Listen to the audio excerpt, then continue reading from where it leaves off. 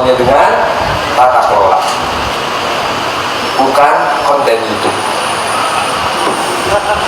Ikutan. Kang Deddy Mulyadi disindir oleh Wali Kota Bandung, M. Farhan nih. Katanya Singapura bisa maju kayak sekarang itu karena tata kelola baik, bukan karena konten YouTube nih teman-teman. Memang Muhammad Farhan ini tidak menyebut nama Kang Deddy Mulyadi secara spesifik ya.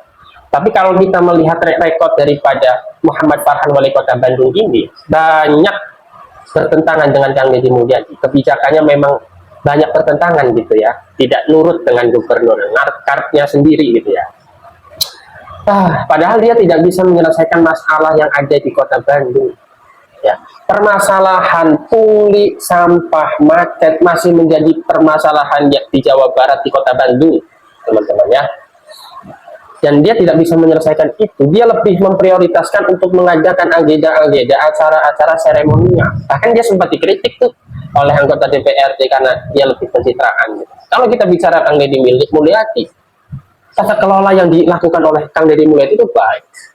Banyak membangun infrastruktur, sekolah baru, transparansi, efisiensi gitu. Tapi kita lihat dulu lah bagaimana ocehan dari Muhammad Farhan ini, nanti kita reaction teman-teman. Tapi sebelum saya tampilkan, jangan lupa di like, komen, dan subscribe terlebih dulu karena subscribe itu gratis teman-teman. Silakan. Siapa pemimpin Singapura yang Anda kenal? Is that? Siapa pengganti Lee Kuan Yew? Lain, gocok toko lah. Nggak tahu. Loh, all the leaders of Singapore are boring people. They are boring leader. Why? Karena mereka memulai semuanya dengan tata kelola, bukan konten itu. Ikutan. Saya tidak mengarah pada satu orang, karena sekarang semua leader di kota di Indonesia, maka KBT hayang tampil di YouTube, sampai tinggal. Saya sudah menyampaikan pesan ya buat Pak Wali, karena kita ini kan sama-sama membangun Provinsi Jawa Barat, dan Jawa Barat tuh nggak punya wilayah, yang wilayah punya itu adalah kabupaten kota. Nanti di Kota Bandung ini tadi saya fokuskan seluruh drainase harus segera dibersihkan sehingga tidak terjadi penyumbatan ketika hujan, airnya meluap dan jadi hitam. Itu yang pertama. Kalau yang daerah aliran sungai tanggung jawab provinsi atau BWS, biarkan kami yang melakukan pengelolaan. Itu yang pertama. Yang kedua, penataan bangunan agar bangunan-bangunan yang menjadi hambatan bagi air, merusak estetika segera dibenahi. Pasar-pasar kumuh segera ditata. Kemudian yang berikutnya adalah jalannya harus dibuat mulus, bergaris, kemudian PJU-nya terang. Ini yang menjadi harapan kita. Yang kelimanya adalah memperbanyak jumlah tenaga kebersihan, karena alokasi anggaran kota kan relatif besar, maka itu harus diperbanyak sehingga Bandung nanti tumbuh menjadi kota yang paling bersih. Yang terakhir adalah kita ke depan akan mendorong Bandung itu menjadi pusat-pusat pertunjukan, karena Bandung itu kan kunjungan. Jadi saya ingin bangun nanti konser musik itu di mana, nanti biar Pemprov yang bangun, gedung pertemuan yang representatif yang bisa nampung 5-10 ribu di mana, biar Pemprov yang bangun, kemudian sarana prasarana olahraga biar Pemprov yang bangun, sehingga nanti Bandung tumbuh lagi menjadi kota yang menjadi pusat kuliner, pusat pertunjukan seni, kemudian juga kota yang mencerminkan hamparan taman yang indah, serta bangunan-bangunan heritage yang tertata, karena itulah Bandung.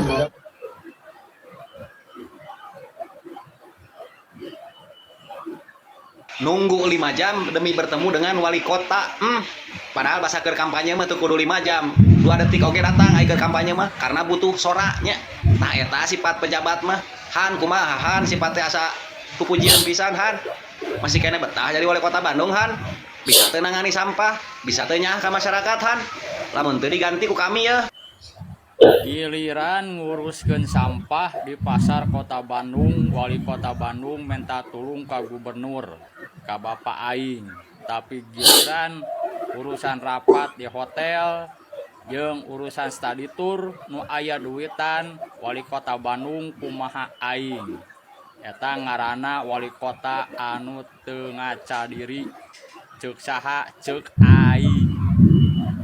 Nah sabab dak kitu kusabab si parahan mah tadina lain ti golongan jalma miskin atawa jalma leutik maneh nama artis jadi teu pernah ngarasakeun kumaha hesena ngala duit nu dipiketek kumanehanana mah nu penting duit ngalir teu mikirkeun perasaan jalma leutik beda jeung Kang Deddy Mulyadi anu sok keluyuran turun ke lapangan. Banyak netizen yang mengatakan bahwa Kang Deddy Mulyadi adalah gubernur konten. Apa-apanya konten, apa-apanya di konten.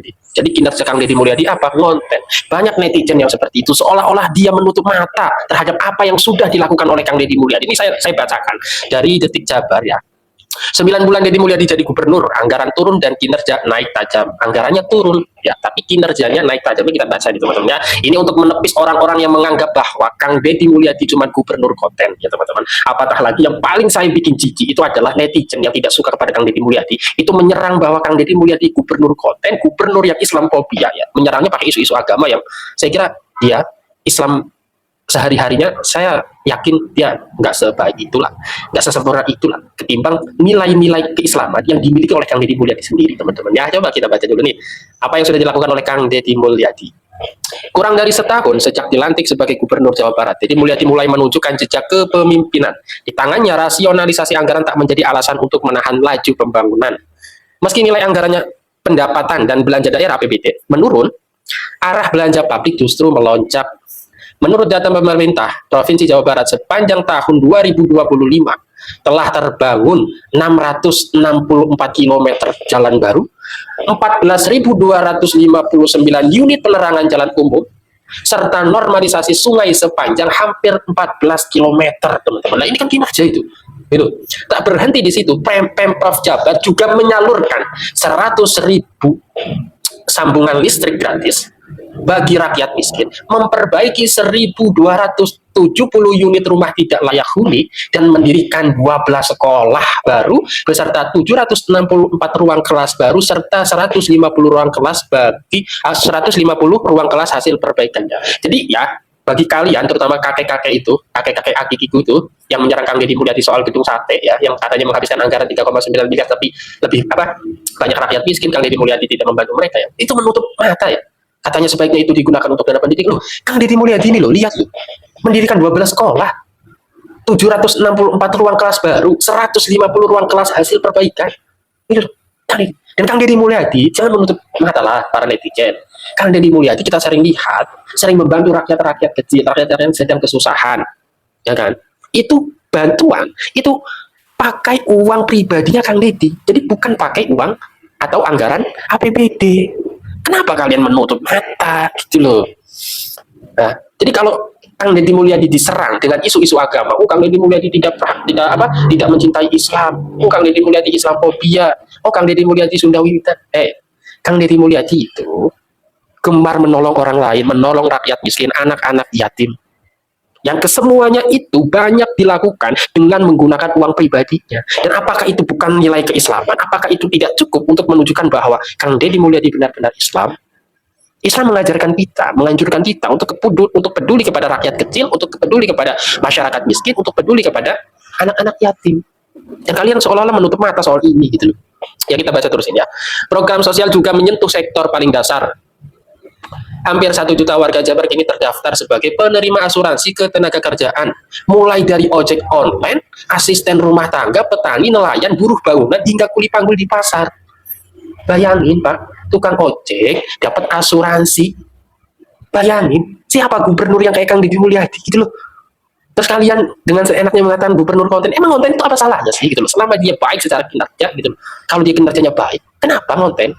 Toh hasil daripada konten Kang Deddy Mulyadi itu kemudian digunakan untuk kepentingan masyarakat kok gitu loh. Nah ini, selain itu 3.500 anak dari keluarga miskin ya, catat, mendapat beasiswa berupa seragam dan biaya sekolah gratis. Itu kalau ini nggak ada disebutin anggarannya berapa ya untuk mengeluarkan beasiswa ini ya. Ya, itu. Jadi Kang Deddy Mulyadi banyak memberikan kontribusi kepada masyarakat ya, mulai dari pendidikan, infrastruktur, kesehatan, dan lain asuransi dan lain sebagainya. Nah, ya jadi teman-teman atau aki-aki siapa itu namanya yang menyerang Kang Deddy Mulyadi soal gedung sate yang menghabiskan 3,9 miliar ya hanya untuk gedung sate, itu saya kira tidak melihat ini buta kayaknya orang itu. ya, tidak melihat dan membaca ini gitu loh. Bahwa Kang Deddy Mulyadi juga memberikan banyak beasiswa, bahwa Kang Deddy Mulyadi juga perhatian terhadap pendidikan di Jabar, ya kan, membantu rakyat miskin, pembangunan infrastruktur, dan 3,9 miliar untuk renovasi gapura gedung sate. Itu tidak hanya untuk gapuranya ya. Coba kalian itu cerdas sedikit loh wahai para netizen gitu loh.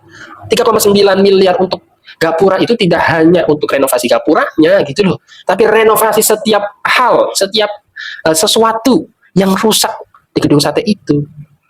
Ya, dan biaya 3,9 miliar itu biaya keseluruhan. Ya. Pahami ini teman-teman. Ya, kita baca sampai selesai dulu nih. Deddy Mulyadi menyebut capaian itu lahir dari keberanian melakukan realokasi anggaran besar-besaran, memindahkan belanja yang tak berdampak langsung menjadi belanja publik yang konkret. Hal itu disampaikan Deddy kepada pemimpin redaksi Detik.com Alvito Dianova Ginting dalam program Jejak Pradana beberapa waktu lalu. Yang pertama bisa dilihat dari progres pembangunan di Jawa Barat, melakukan realokasi anggaran, memindahkan belanja-belanja yang dianggap tidak penting menjadi belanja kebutuhan publik, teman-teman ya. Ya, bayangkan teman-teman, Kang Deddy Mulyadi memindahkan anggaran untuk hal-hal yang tidak menjadi kebutuhan, yang tidak urgensi, yang tidak penting ya, menurut Kang Deddy Mulyadi, itu dipindahkan untuk hal-hal yang lebih berguna dan kembali manfaatnya untuk masyarakat gitu loh. Ini kan gubernur kayak gini tuh jarang ada, dan kalian menutup mata. Meski harus menghadapi situasi fiskal yang tidak mudah dengan APBD Jawa Barat yang turun dari 36,7 triliun di 2024 menjadi 31,6 triliun di 2025 dan diproyeksikan hanya 28,4 triliun pada 2026, teman-teman ya. Jadi menurun berapa triliun itu? 5 triliun hampir.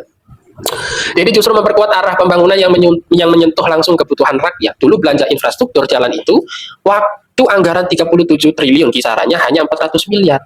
Hari ini 3 triliun itu relokasi itu gubernur ke perjalanan dinas dari 1,5 miliar menjadi 100 juta. Dinas perjalanan yang dimiliki oleh gubernur yang seharusnya adalah 1,5 miliar menjadi 100 juta. Bayangkan betapa Kang Deddy Mulyadi itu efisiensi gitu loh untuk anggaran APBD Jawa Barat ini, teman-teman. Dan Kang Deddy Mulyadi masih dituduh korupsi oleh Dodi dan Cecep. Padahal secara logika nggak mungkin seorang koruptor punya ide atau gagasan kayak gini loh. Pasti kan memanfaatkan situasi yang ada gitu loh kira-kira ya. Untuk orang-orang yang akal sehat pasti paham apa yang saya katakan ya.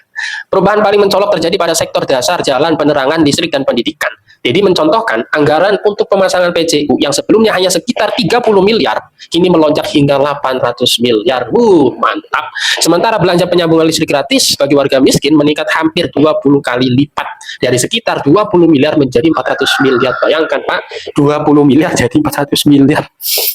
Tuh, bangun sekolah dulu hampir nggak ada, ruang kelas baru nggak pernah dibangun, sekolah baru nggak dibangun. Jadi hari ini kita hampir menyentuh anggaran 1 triliun untuk apa? Namanya rehabilitasi sekolah, bangun ruang kelas baru, kata Kang Deddy Mulyadi. Dalam sektor sumber daya air, Deddy menilai Jawa Barat selama ini terlalu bergantung pada dana alokasi khusus dari pemerintah pusat. Ketika DAK tidak turun, penanganan banjir pun terbengkalai. Ia pun memutuskan menggunakan dana provinsi sendiri. Wow, ini kan sebuah kemandirian dan kepekaan Kang Deddy Mulyadi itu, teman-teman ya. Kita apresiasi dan saya sangat oke lah kepada Kang Deddy Mulyadi. Hari ini kita bisa menyentuh hampir angka 450 miliar alat-alat berat, misalnya kayak Beko, mobil pengangkut, hari ini hampir ada di semua kabupaten dan kita sebar, sehingga menangani bencana segala macam kita sudah siap siaga. Kang Deddy Mulyadi, teman-teman, sedia payung sebelum hujan. Jarang ada loh pemimpin yang kayak Kang Deddy Mulyadi ini, teman-teman. Semua langkah itu menurut dia adalah bukti bahwa kinerja tak harus bergantung pada besar kecilnya anggaran. Keren banget, boy. Keren. Kinerja itu bukan bergantung pada besar kecilnya anggaran. Walaupun anggarannya besar, kalau kinerjanya nggak becus, ya tetap nggak becus gitu loh. Keren. Seluruh rangkaian belanja ini dilakukan sebagai bukti bahwa anggaran menurun bukan berarti kinerja menurun. Ucap Kang Deddy Mulyadi. Waduh, keren banget Kang Deddy. Bapak Aing. Selain pembangunan fisik, Deddy juga memperluas perlindungan sosial melalui asuransi ketenagakerjaan. bagi kelompok masyarakat rentan dengan 1 juta masyarakat sebagai penerima manfaat. Kita baru ngelayanin 1 juta orang dulu, antara kabupaten kota 500.000 dan provinsi 500.000, jadi 1 juta. Ini 500.000 ditanggung provinsi, 500.000 ditanggung kabupaten kota, 1 juta orang dilindungi, kata Kang Deddy Mulyadi. Lalu di bidang pendidikan, Deddy memastikan kebijakan sekolah gratis tanpa pungutan kini berjalan di seluruh sekolah negeri, teman-teman. Waduh, keren. Dan masih banyak orang yang menganggap bahwa Kang Deddy Mulyadi tidak punya perhatian untuk pendidikan. Ini orangnya tolol apa gimana ini? Dan kemudian pendidikan free. Belum kelewat. Lalu di bidang pendidikan, Deddy memastikan kebijakan sekolah gratis tanpa pungutan kini berjalan di seluruh sekolah negeri. Tahun depan, ia menargetkan seluruh anak dari keluarga miskin di sekolah swasta juga akan menerima bantuan serupa. Rakyat miskin, keluarga miskin di sekolah swasta akan menerima bantuan serupa, teman-teman. Keren. Dan kemudian pendidikan free tanpa pungutan sama sekali sekarang di seluruh sekolah negeri, dan di tahun depan seluruh anak Jawa Barat sekolah swasta free yang kategori miskin, ujarnya. Bukan hanya sekolahnya yang dibayarin oleh pemerintah, bajunya, sepatunya, tasnya kita siapin, seluruh sekolah swasta yang dia kategorinya orang miskin, jadi uangnya diberikan kepada siswanya. Bayangkan teman-teman, bayangkan seluruh masyarakat miskin, seluruh keluarga dari keluarga miskin yang sekolah di swasta itu akan diberikan beasiswa sekolahnya, bukan hanya digratiskan sekolahnya, tetapi juga diberikan untuk seragamnya, bukunya, dan lain sebagainya, teman-teman. Nah, ini kan keren gitu loh, dan masih banyak orang yang nggak menyadari atau melihat betapa Kang Deddy Mulyadi adalah sosok pemimpin yang benar-benar maksimal dalam bekerja. Jarang ada pemimpin yang seperti Kang Deddy Mulyadi ini ya, teman-teman ya. Ya mungkin itu, jangan lupa di like, komen, dan subscribe, teman-teman. Terima kasih.